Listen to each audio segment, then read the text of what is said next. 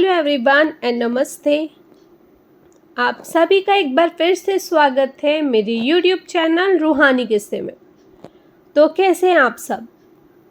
आशा करती हूँ आप सभी लोग अपने अपने जीवन में मस्त और खुश होंगे। और आज एक और दिल दहला देने वाली कहानी आप सभी के सामने लेकर आ गई हूँ। लेकिन कहानी शुरू करने के पहले मैं उन सब का दिल से शुक्रिया करना चाहती हूँ जिन्होंने मेरे चैनल को सब्सक्राइब किया, मुझे कमेंट में अपने मोटिवेशंस और सजेशंस दिए। आप सभी का प्यार ही मुझे और भी कहानियाँ लाने का हौसला देता है। और जो लोग मेरे चैनल से नए जुड़े हैं और अब तक मेरे चैनल को सब्सक्राइब नहीं किए हैं, उन सभी से मेरी गुजारिश है कि प्लीज़ मेरे चैनल को सब्सक्राइब करें। सब्सक्राइब करने के लिए मेरे चैनल के नाम के नीचे जो सब्सक्राइब बटन है उसे क्लिक करें और साथ ही साथ बेल नोटिफिकेशन भी ऑन कर दें ताकि मेरे चैनल पे जब भी कोई वीडियो पोस्ट हो तो उसका नोटिफिकेशन आप लोगों के मोबाइल में पहले आप लोगों को मिल जाए। तो चलिए आज की कहानी शुरू करते हैं। जो आज की कहानी है ना, उसे मैं नाम देती हूँ भूतिया कुआं। बिहार के एक छोटे से गांव में एक पुराना कुआं था जिसे गांव वाले भूतिया कुआं कहते थे। यह कुआं गांव के बाहरी हिस्से में पुराने पीपल के पेड़ के पास स्थित था। वर्षों पहले इस कुएं का उपयोग पानी के लिए किया जाता था, लेकिन धीरे धीरे इसकी जगह हैंडपंपों ने ले ली।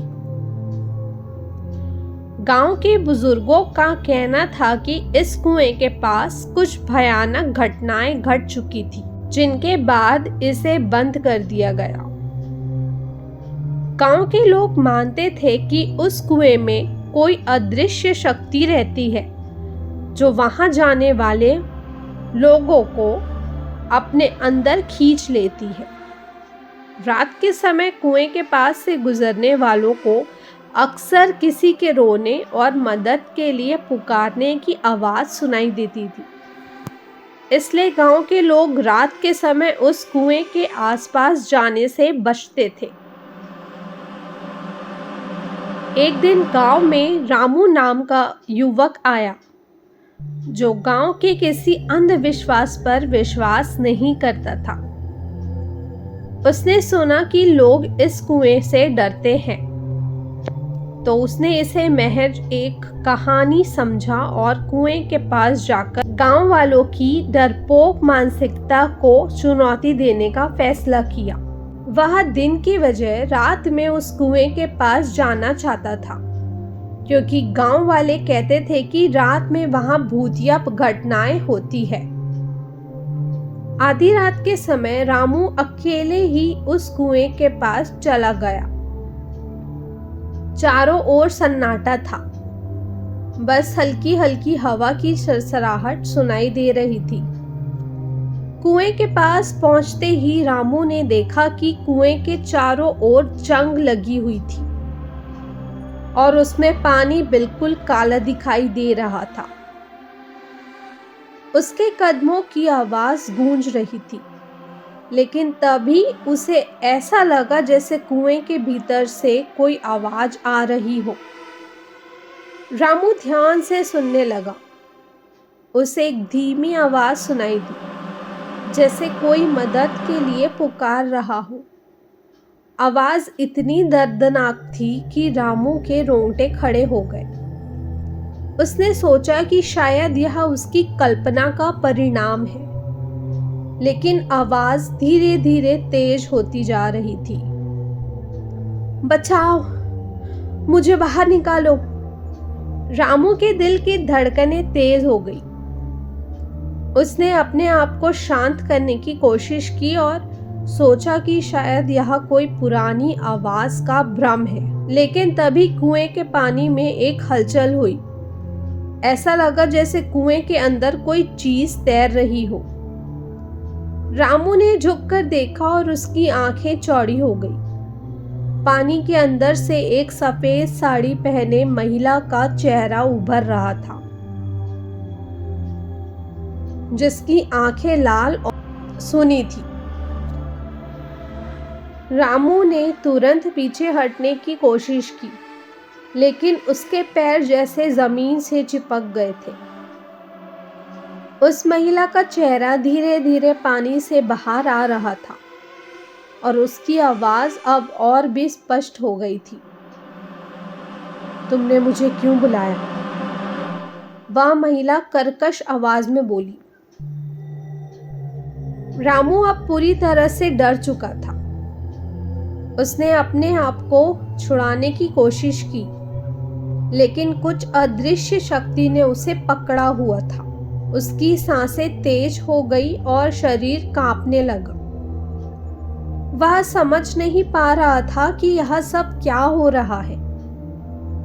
अचानक उस महिला का पूरा शरीर पानी से बाहर निकल आया और वह धीरे धीरे रामू की ओर बढ़ने लगी। उसकी साड़ी से पानी टपक रहा था और उसके पैर जमीन से ऊपर लटके हुए थे। रामू अब अपनी जगह से हिल भी नहीं पा रहा था।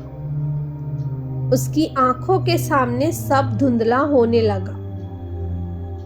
तुम मुझे यहां से नहीं जाने दोगे?